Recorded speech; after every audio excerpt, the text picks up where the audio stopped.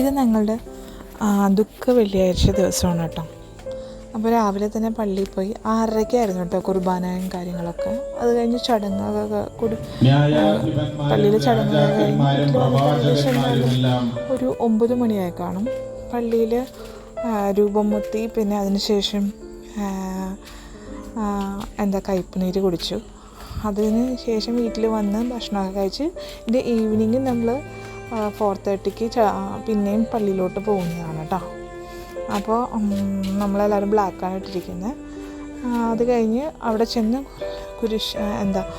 കുരിശിൻ്റെ വഴിക്ക് ശേഷം നമ്മൾ നഗരി കാണിക്കൽ പ്രദർശനത്തിന് പോയതാണിത്. അപ്പോൾ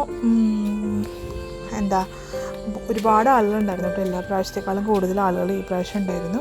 ഇത് പഴയ പള്ളിയാണ്. പഴയ പള്ളിയുടെ ഫ്രണ്ടിലായിരുന്നു ഒരു ടാബ്ലോ ഉണ്ടായിരുന്നു. നല്ല ഭംഗിയുണ്ടായിരുന്നു കേട്ടോ അത് കാണാനായിട്ട്. അപ്പോൾ അതൊക്കെ കഴിഞ്ഞ് നമ്മൾ പള്ളിയിൽ നിന്ന് പ്രദർശനമൊക്കെ കഴിഞ്ഞ് പള്ളിയിൽ വന്നു. എന്നിട്ട് അവിടെ വെച്ചിട്ടായിരുന്നു പള്ളിയുടെ ഫ്രണ്ടിൽ വെച്ചിട്ടായിരുന്നു നമ്മുടെ പീഡാനുഭവത്തിൻ്റെ സന്ദേശം, അതായത് പ്രസംഗം ഉണ്ടായിരുന്നത്. ജോസഫ് പുത്തമ്പുരയ്ക്കൽ അച്ഛനായിരുന്നു കേട്ടോ നമുക്ക് പ്രസംഗത്തിന് വേണ്ടിയിട്ട് വന്നിരുന്നത്. നല്ല അന്തരീക്ഷമായിരുന്നു.